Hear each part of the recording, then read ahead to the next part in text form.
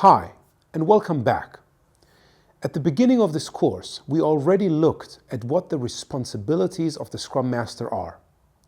Every Scrum Master is a master of the framework, which means educates others about Scrum and other agile ways of working. Every Scrum Master is a facilitator, not only in the Scrum events, but also beyond them.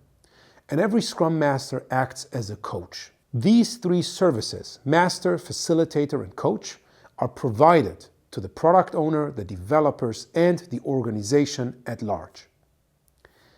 In this video, I want to take a different perspective looking at how Scrum Masters actually do their job.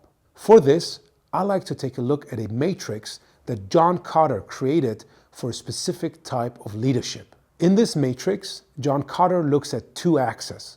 On the one axis, we have empathy or love. On the other axis, we have discipline. Based on these two axes, where each one could be low or high, we get four different quadrants. On the top left, where you have low levels of empathy and high levels in terms of discipline, this is the type of Scrum Master that I refer to as a Scrum General. Probably you've seen one of those Scrum Generals. They usually show up and say, "The Scrum Guide says," and they don't have a lot of empathy for the people that they work with.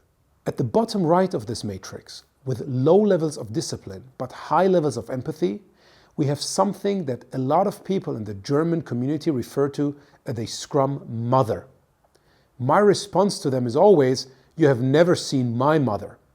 But looking at this, we have a specific type of Scrum Master who always wants to serve the team, which is not necessarily bad, but doesn't drive discipline, doesn't drive habit change. At the bottom left of this matrix, with low levels of empathy and low levels of discipline, we have what we refer to as a Scrum Loser.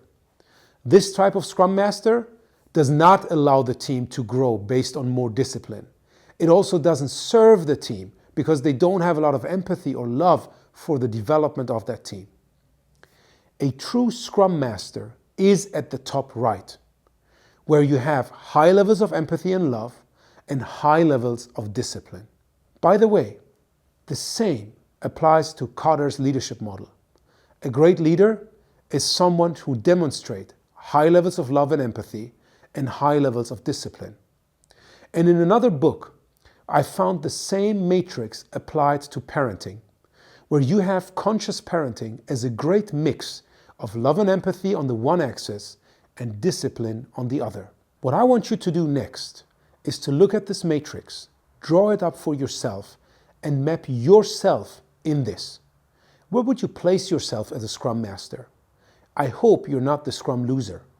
Most likely, you're either the Scrum General or the Scrum Mom. And now think about it. What does it take for you to become a true Scrum Master? See you in the next video.